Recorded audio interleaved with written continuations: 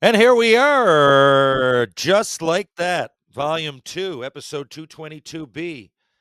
And here he is. I've already kind of announced it. I've spoiled it at the end of Episode 1, which just ended. But here he is, a 8-gamer as well, former St. John's Maple Leaf, Edmonton Oiler, and my good friend, how else? GS Construction, um, 2 awesome daughters, Torontonian, Edmontonian, all-around good guy, Terran Sandwith. Terran, it's nice to have you here again. I like it, buddy. Simple and straight to the point. Does anybody say Terran?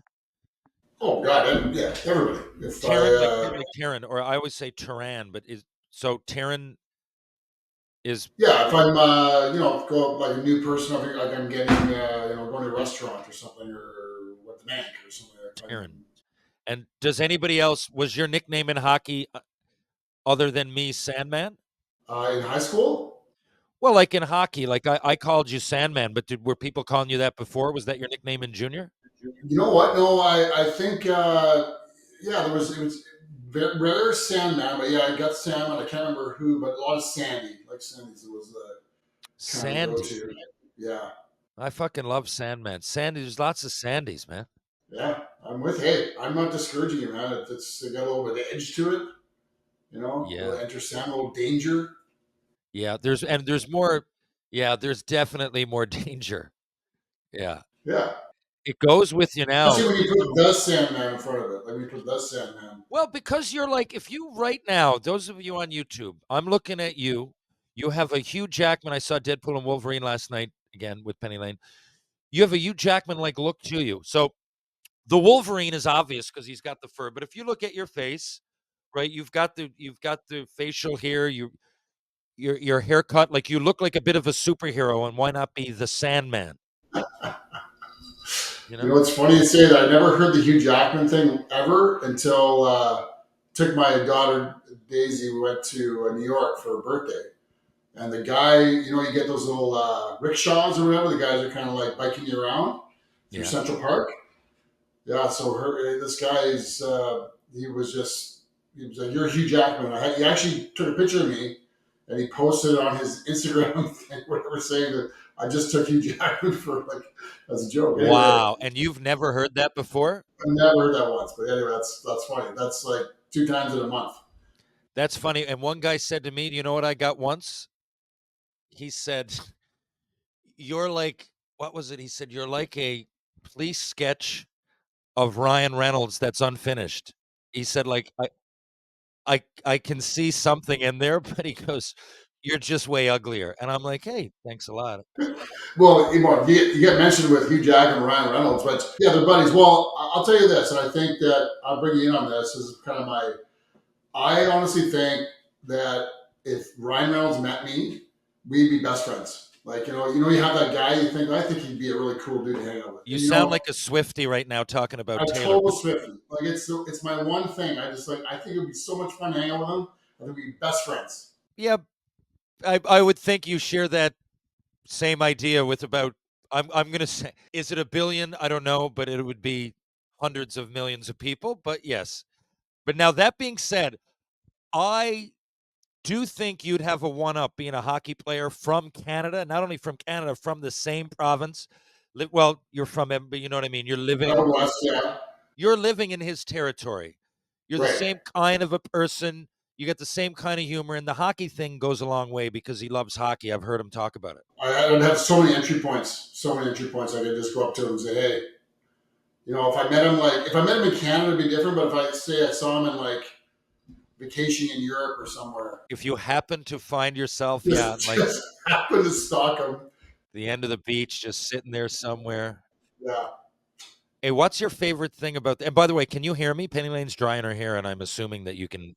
You can't hear that hair dryer, can I you? can't hear the hair dryer, but I get it, Just buddy. With 2 daughters myself, so so it's only bothering me. So I just gotta. There's He's doing that there, and right outside my window, Lucy's kids are playing hopscotch or some shit, and it's just like, but you can't hear it. No one can I hear it, can't hear a thing. It's all and good. I'm not gonna. It's not hopscotch. They're like on the lawn, like playing whatever, and I don't have it in me, Sandman, to be that guy, because then you're that guy. Old man Ryan will come out with a sulk Yeah. on next. Don't piss off old man Ryan, right? And get rocks thrown at your place. Nope, I'm not going to do that. But what did I say? What's your favorite thing about this time of year? This time of year, you know what? In Toronto here, I love. Today's an absolutely perfect day. Like if you give me this day every day, like low mid 20s, zero humidity, sun's out.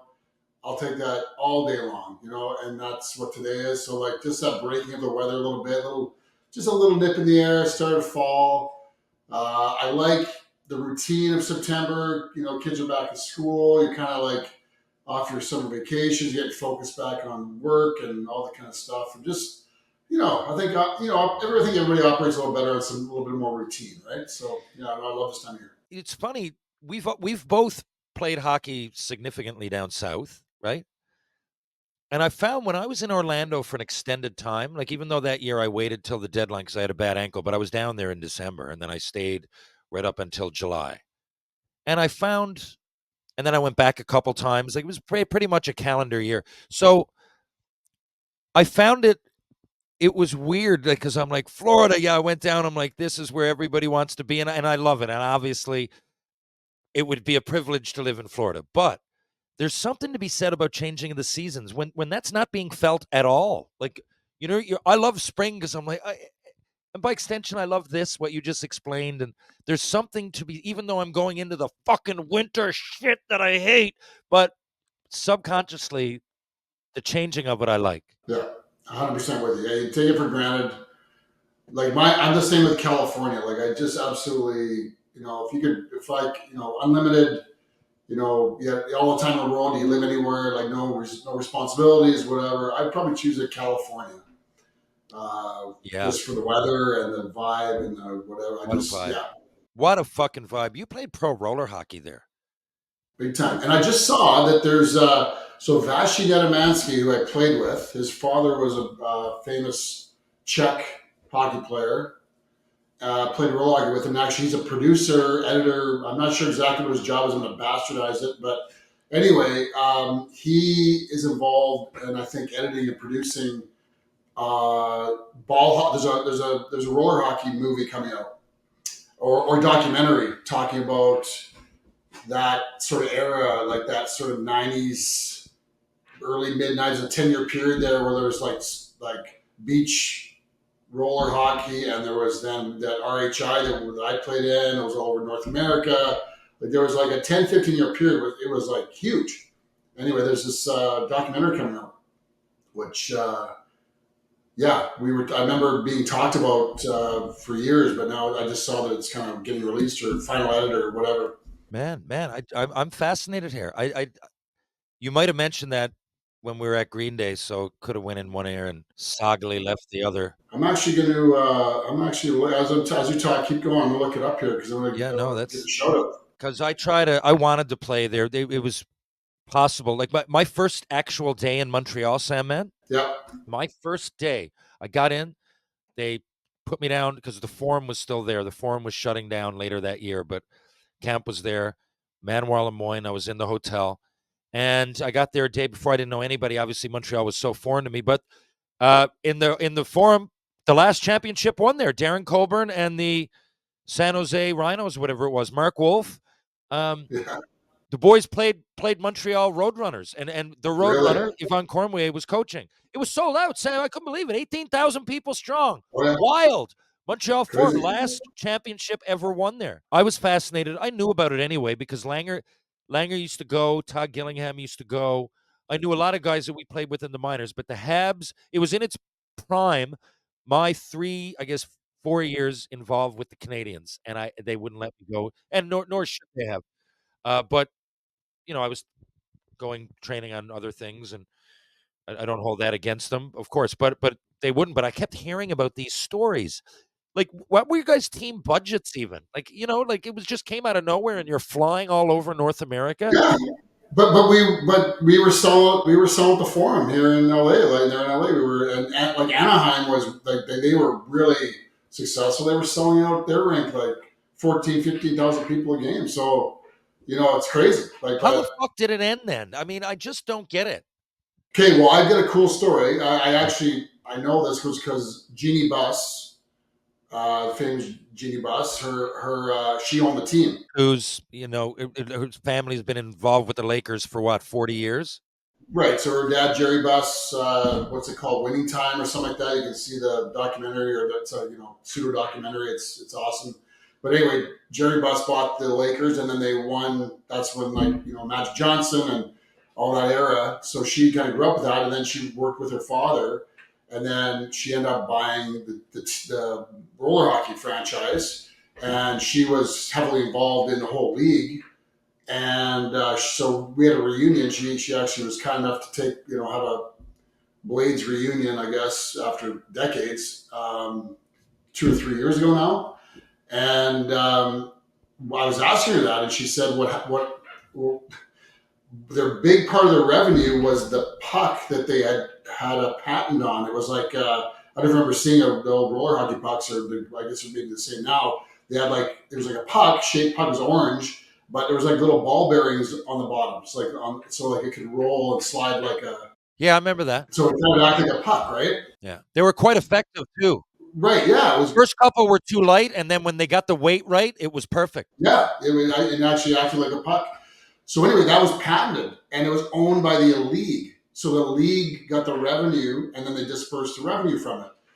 They hired a guy as a commissioner. I mean, I'm going to get the story maybe a little bit wrong here, but basically, the guy was supposed to register all the patents for the league, and the guy registered it for himself. He put it as like under his own company.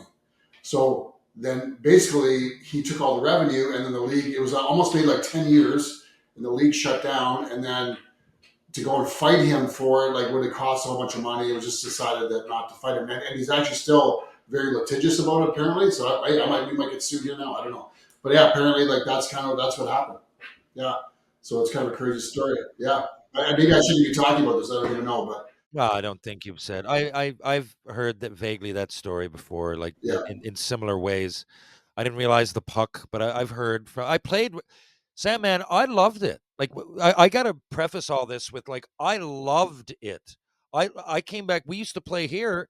With 2004, I played on Team Canada with those guys yeah. because we had a local league. You know the way it is, Newfoundland. So Gilly was back here, and we're playing, and it was all the pro guys, and he played pro, and he said he called somebody, God rest his soul, Todd Gillingham, and he said, you guys need it because like 3 players had gotten hurt, but there was a guy Wilson, there was me, Mark Wolf, Jerry St. Cyr, Mike Hunt. We had a guy Mike Hunt, but it was a bunch of a right shot Wilson guy played with you guys. Anyway, Steve Wilson. it was a team. That's it, Steve Wilson. Steve. Yeah. There was a team full of guys. Hugo Belanger, Victor Gervais, right? They all played down there with you. I'm just top of my head in here, but we had 15 players on the team. And like I went in and like I said, last minute guys got hurt. It was in London, Ontario, where I'm going next week again. And I was here and Gilly just said, look, you need someone fast, Terry will go. I was jumping at the opportunity, but it kind of should have been someone that played down there. But I loved it so much that I got in on it. But like, no, I'm very aware. I couldn't believe it. And it's almost like I don't even tell the story because like every time I go, like, yeah, but there used to be like 10,000 plus. People go, well, oh, yeah, really? And then it just went nowhere. But that was the case. Well, yeah. Well, so let me just circle back here. Like, so Vashti Adamansky, Ace is his company, the film editor. This is his bio on LinkedIn. 11 Hollywood feature films. He's like, he's obviously done very well in Hollywood, and yeah, he's involved in this. I'm trying to think what the hell. I know it was posted here. I'm not seeing it in this thread, but it was posted that about the roller hockey. It's something to listen for coming up. Yeah, absolutely. Yeah, and so it's a pretty cool story. Like you said, it's a super unique story, and it's like same with me. Every time I talk about it, like, and again, of course, that was like for me at that time. I was in my early 20s. I almost basically my career was over as far as hockey goes. I was going back to go to school, so I was kind of having fun and living in LA and partying and doing all sorts of things and having a great time. And then I ended up going to the national team, the Canadian national team, just at the last minute with Tom Rennie, and get a second breath of life for hockey. But yeah, I was just down there having fun, and it was an amazing experience, great time. It's fucking funny you said that. I was talking about that. So the pod before this, I just recorded because I am going to Boise or Sun Valley tomorrow, and I want to take my computer all the way. So I was on there, and I said, I had a bunch of stuff to write down, talk about. I was gonna talk about Deadpool and the new season and everything, but I started talking about like adapting. I left home here, this huge prospect, and I went 8th overall. But people don't realize when I got to major, I left here a scoring centerman. I was a centerman that could score. No one knew anything about any physical. I'd never been hit. It was purely on skill. My first year in Tri-Cities, I had 33 points. Real good. But like it wasn't blue chip good. Unreal. This guy's better than everybody. There was like 16-year-olds in the league that had more points. BJ was on my own team, had more. And then when I went 8th the next year, I was a left winger that added, I'm like, what am I going to add the tenacity? Well, that was there, but that came out in junior. No one knew that when I left. So like I was saying, like sometimes I don't often talk about that because people see, well, he left this big pick and, he ended up going 8th. I went 8th because Damien Lanka was on my team. He was a better scorer, and I had to learn how to be a left winger. I was so proud of myself going 8th because I'm like, man, I didn't play this position my whole life. But that happened to you. I didn't even fucking think about that. And again, a big pick. What were you overall again? Yeah, well, I was well, whatever. I was rated first round the whole year, and then I got drafted second round, last pick of the second round. Yeah. Yeah, So like, and you were in a big D that like when you left home, like that was your goal. You're going to be a hockey player. Your draft year, like you were upset you didn't go in the first round. oh yeah, And that back then that was 26 teams. So like yeah, 30, yeah, 20, yeah, something like that. you're 27th, your second round fucking pick, right? Yeah, Like yeah, yeah. so like That's what I tell people all the time. That's like that story. I it's kind of. I look back now and I wish I could go slap myself because I'm getting drafted to the NHL second round, but I was disappointed because I was yeah. sitting around. Donnie Meehan was my agent, and of course Donnie Meehan would have talked to me if he knew that I was going to go in the second round. He just kind of gobbled up all the first round prospects. That's fucking it. I would not have had Mike Barnett, dude. I left here. Barnett signed me at 14 because he read in some fucking paper somewhere that there's a 14-year-old that just went to the Quebec Pee Wee tournament and won the scoring and is going out west. He never saw me play.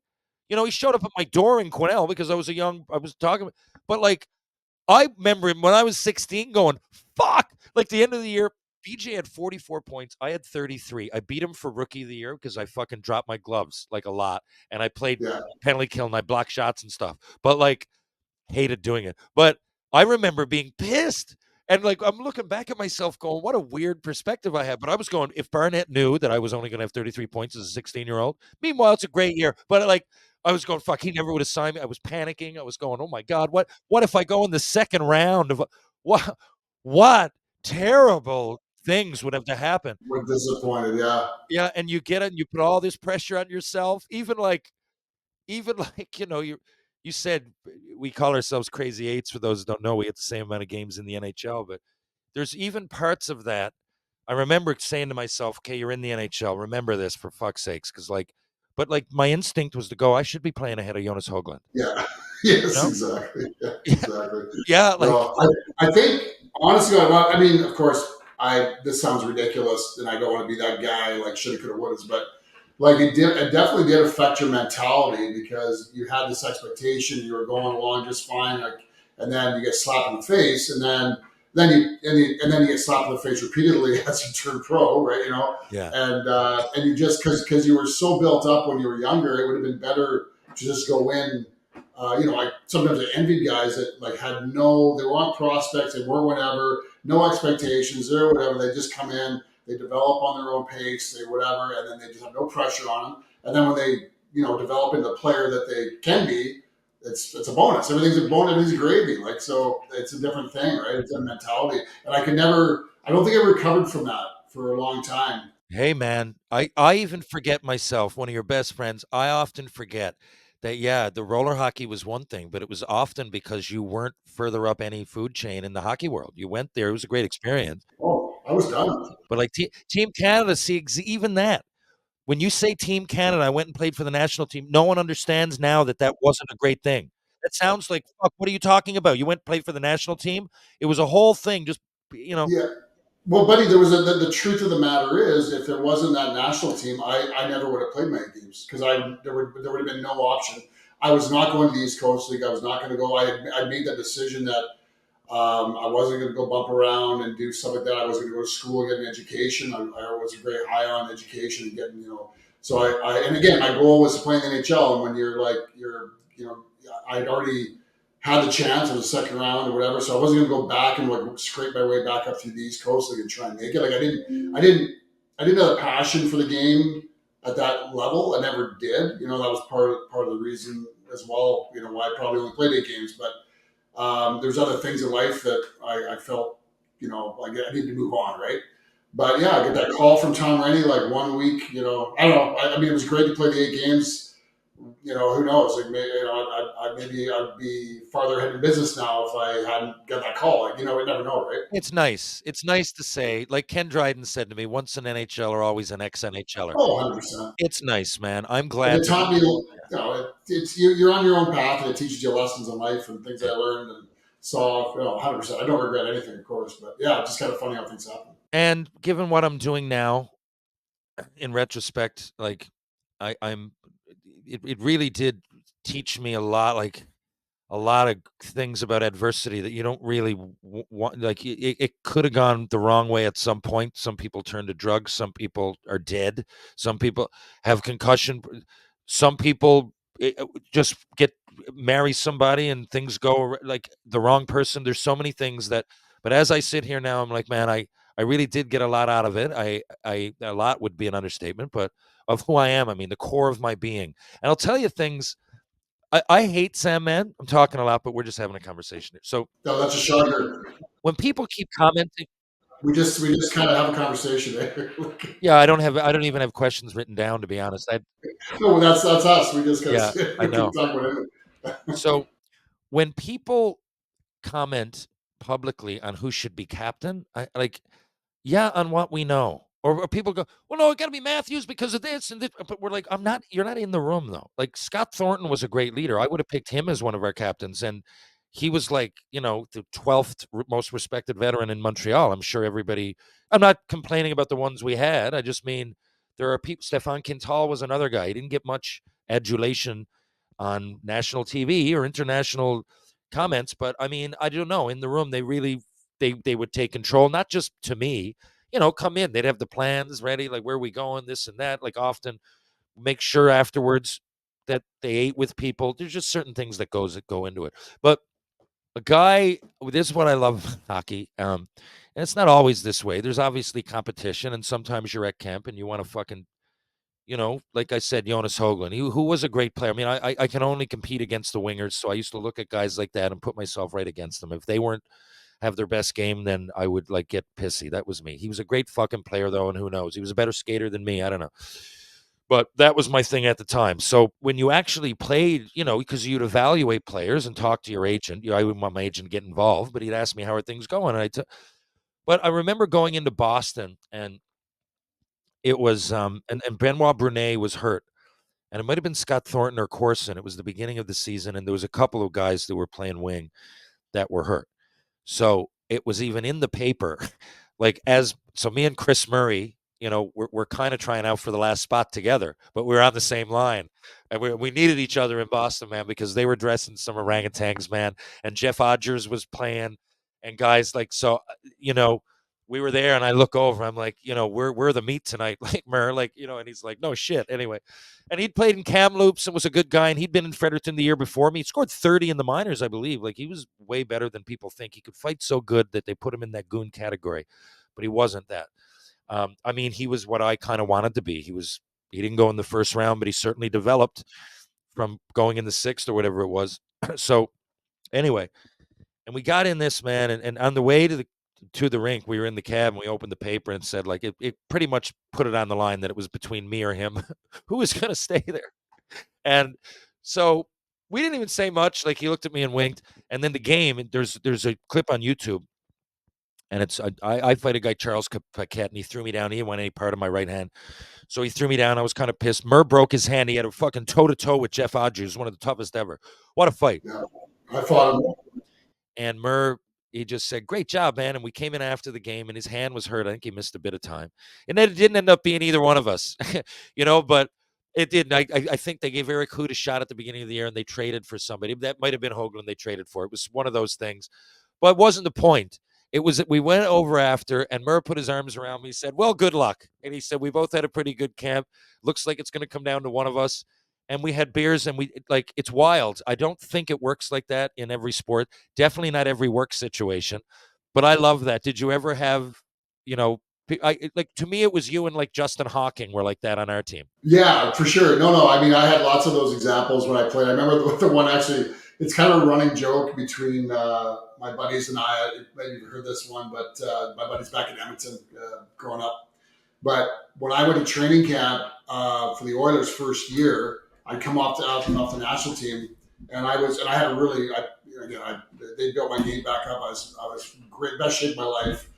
Had a really great training camp, and we're down in Calgary. We're playing an exhibition game, and I run some guy in the corner, and I jam my wrist, and I break my wrist, my scaphoid bone in my wrist, and there was a rookie. And again, you know this whole story. Like, we come out of junior 20, turn pro 20.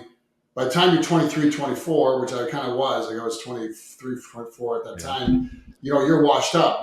But so-and-so guy can come out of university at 20, 24, he comes out of university. Now he's a prospect now. Yeah, I know. They used to bother me. Yeah. It's like, so that was Dan McGillis. And you've had better training. And the guy who played pro has been playing harder hockey for that long. But anyway, keep going.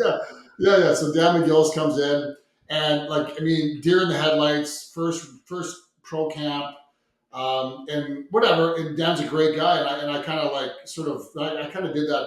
I wasn't that guy, like you just said. I wasn't that guy like, fuck you. We're competing against you. I don't want to talk to you or whatever. So I helped him out.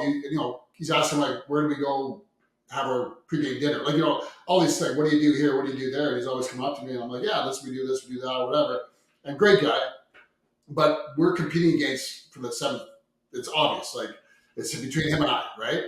And so I break my wrist, and Dan McGillis goes on to play like 400 games or whatever, between the Oilers and Philly. Has a hell of a career, right? And he was a great defenseman. Like, I'm not taking anything away. I know it happens. It's just stories. There's only so many. But it's always the running joke with my buddies now. It's like, if you had, Dan McGillis is my, nightmare. I stay away thinking about Dan McGillis. Yeah, imagine he breaks his hand and you don't. But Yeah, like, who knows? I get that opportunity and stuff, but that's. Well, you could say it about your first game too. You could be sitting here with no games in the NHL. Hey, I eventually got there. Yeah, I eventually got there, but that's good. Well, like, things happen. And there's something to be said, Sam, man. You and I, in our 20s, rode a bus. We rode a bus. Like, a lot of guys we know went either from junior to the NHL, or once they had to do that, said, fuck this. There's something to be said about being in your 20s and 30s and riding from fucking Adirondack to Albany, eating a sub, getting it on your fucking, the shit, your suits go. I have my fucking Hugo Boss, my Versace. I got a little closet for when I get called up. Tonight it's tip top fucking Taylor with mustard stains. Exactly. Well, it's funny. I was going to say that earlier. It's like, I would not wish it on my worst enemy to go through what we went through. Like a lot of this, like, riding the bus, all the fighting, all the stuff, all the politics of the hockey, all the ups and downs, getting slapped around. Like, you're eating humble pie a lot. A lot. Pro hockey. A lot. I would not wish that on anybody, but I also know that it, like for you, the same thing. It made you who you are, and you're, I'm successful today because of the resiliency that I built through that. I know that for sure. And I'm not trying to paint the picture of it was terrible 100% of the time, but I'm just saying, like, if you go there, like, if you told me or yourself, okay, here's the next 10 years of your life, I'm going to spell it out to you here. Like, you're going to have some really great times, awesome times, but a lot of really shitty times. Would you want to do that? I don't think you would choose to go through that. I don't think. I know exactly what you're saying, man. It's crazy. And I think that's why inadvertently you learn to be like a good teammate in life and everything because it's just like it's fucking buried in your head. Like it's just it's a good thing. It's a good trait because it's almost like brainwashed, but it's a great thing. But right from day one, running around and blocking shots, and like I said, Chris Murray hugging me and good luck, and we're both bleeding. We're both bleeding. Give everything we possibly could, and one of us is going to make $1 million, and the other is going to make 62.5, right? And hugging and to just put yourself into that mind frame takes years of sacrifice for other people. And that I think, and then the camaraderie and everything is a nice side note. But I know what you mean. It's a lot to give, man. People don't realize it's a lot to give. And especially in that era. Holy fuck. And we were prime meat on the menu for everybody coming to town that threw down. But going through it now, looking back, I wouldn't change a damn thing. Like, don't I get me know. wrong, I'd not change a damn thing. But if you laid out, here's your next 10 years of your life. Here's how many kilometers of bus you're going to be riding, sleeping on the floors, and like you're gonna. You wouldn't even, you could just say to me, you're going to do up your skates 65,000 times. Like if it's just that, if it was just putting on your gear that many times and everything else that goes along with it. And 10,000 of those times they're soaking wet from the Soaking. night before because you didn't get them dry, and you got to. And 8,000 of them, Sean Gagnon or Ryan Vandenbush or Rhett Tremblay or someone is in the other bus pulling in, licking their lips for the opportunity to just get given 5 minutes on their resume for beating their fist off your forehead. Yeah, exactly. And you know that at any waking moment, at least for guys like you and I, which were like, fighters, not the number one fighter in every team, but not the 20th either. On the menu for all the boys to involve, all the middleweights, all the heavyweights, and hey, maybe a lightweight here and there will try us, but we were menu items. I'd love to. I'd love to tally up the hours you and I both spent looking at the game sheet before the game of the guys on the other team, or the day before, or the morning of, and thinking I may have to fight this person, and like the anxiety and the thought and the mental drain that you went through, the hours and hours and days and days and days that you spent looking at that sheet and going, wait a minute, who is this guy? He's got 300 penalty minutes. I've never heard of this guy. Just came up from the East Coast League. Oh, fuck, here we go. Oh, that's the worst. That's the worst. Oh, he just came up from the East. How many penalties? Oh, 402. Oh, okay. So like he fights every shift. Like, okay. So and I wait, how many do I have for our team? Oh, I'm third leader and the first two aren't playing. Oh, okay. In other words, I know it tonight. Like you're just sitting there on the shitter and the fucking before the game or something, having a coffee, reading that thing when it comes out.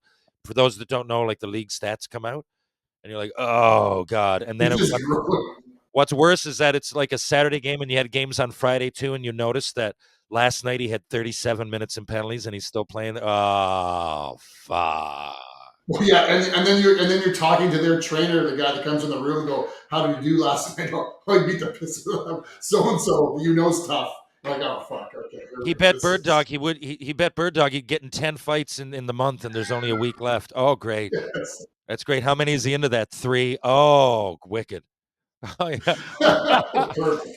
Perfect. Okay. People would often think, "Oh, those guys, look at them all talking in warm up." We were, but we were on it. It was often a level of like, okay, what's going to happen here, boys? Are we gonna? Is this going to get out of control? What are we going to do here? Like, there's a Yeah. level of management to it. I often said to people, like, you see me talking, you really think I'm giving anybody a free pass? I want to know what's up. I want to know before I fucking got to go to war. So true. You get the temperature of the game. Like, okay, and it always harkens back to the last game you guys played, like how that end, and like are they in a winning streak, losing streak? Are they, like there's all these elements that went into it that you had to like Oh yeah. what's happening, and then sometimes you think there's going to be like just fight fest, and then nothing happens, or vice versa, right? Like so that that never wasn't 100% guaranteed. Either way, an emotional roller coaster. Well, yeah, the mental. Well, we talked about this many times, right? It's not the actual act of fighting or how many times you fought or whatever. It's the 1,000 times more that you spent on thinking about fighting and having And it's anxiety and not just worry. that you've got to take a knuckle in the face. It's doing it in front of all those people, and you're auditioning, and you don't want to let the team down because if I lose, I give a fuck about taking a punch in the face. It's everything else. And but even the act of it, I say I don't, but even the act of it, I still got anxious. How could you not? Yeah. Oh, Jesus. Of course. Of course. Anyway, Sam, man, look, I love this, but I got to go now because I'm going on the Jason Greger show. I forgot I'm going on in 2 Oh, well, minutes. say hi to Jason for me. And I'm flying out to Edmonton tonight. Actually, I got a big charity event tomorrow, and be there for the week to work. So, good chat with you, buddy. I'll be in Sun Valley, Idaho, buddy. Okay, and I got yeah, you have a good time. And I actually want a real quick shout out. We don't have time to talk about this, but thank you very much for taking me and my daughter Chloe up to Sudbury. She got to see. She wants to go to film school, and you let her come in. And Jared Kiso and the group, where everybody was unbelievable, like so kind to her. And I can't believe that here's another guy that I'd like to be friends with. But Jared Kiso gave his cell number to my daughter because he's so kind and generous anytime you help, but didn't give it to me. So I'm not sure if I said something or did something or what happened there, but anyway. That's it. You know what? I think she impressed when she knew a lot about film and she knew a lot about like editing and what goes on behind the scenes. I mean, I was glad to get her there so she could see it all for herself because that's a learning experience. But she's got a foot up. Like when I started, I didn't know as much about like the what goes into making a film as she does. I had my favorites, and even hers are pretty eclectic and intriguing for someone so young. But I think they might have seen the passion in that. Yeah, no, she's serious about it. And anyway, buddy, I appreciate you. Love you for that. It's No I problem. can't pay you back enough for that. It was great. She loved it, and doesn't surprise me. You're that kind of guy, but just want to say thank you. Shout out on the air to you. Thank you very much. You didn't need to say it, but yeah, and good luck. Chloe's going to, honestly, 4 years at film school will go by so fast, and this year, of course. And honestly, I see nothing but good. And that's if that's a way I can help, then so be it. I'd love to be a link, a conduit between her and her final goal because it's kind of like you and I when we see you're a veteran on a hockey team. You see a kid that comes in that wants to work hard and get to where he's going, or she these days. Why not help out? I appreciate it, brother. No sweat. I'm going to, I'll see you soon either way. And Penny Lane and I are talking about a concert real soon. So I'm going to send you a message, but I'll be in Toronto and I'm going to drop the puck in Tri-Cities on October 5th. We'll talk. Love to meet you there if you want to come. Love to meet you there. Back in our old stomping grounds. We weren't there at the same time, but we can be now. Well, if we don't do it on October 5th, we do need to go back there together one day. 100%. Yeah. All right. You take care, buddy. Appreciate it. Okay, you too, Sam, man. It was great catching up with you again. Folks, if you're downtown, St. John's, Newfoundland, and Labrador, you want to check out a bar, why don't you go to Trinity Pub, Rob Roy Confusion, Martini Bar, Green Sleeves Pub, and the Bull and Barrel. If you're going to go for a bite to eat, check out Loose Tie, Blue on Water, and of course, Wedgwood Cafe, located on Elizabeth Avenue. Strength and balance for the body and mind, Ryan Power Conditioning, one of the best trainers in North America. I guarantee it. And this guy can get the job done. Strength and balance for the body and mind. If you're on the fence, get your ass in gear. Mr. Lube, 2 locations here in St. John's, Newfoundland, and Labrador. Live, laugh, lube. Check it out. Chris Sparks, Mr. Lube. Pitbull Pain Relief, pain sticks that just don't quit. Go to pitbullpainrelief.com, see what all the fuss is about. And of course, True Hockey, take what's yours, folks. Will be back in just a couple of days with more Tales with TR and a tale from Sun Valley, Idaho. Stay tuned. Thank you for listening. Catch you on the rebound.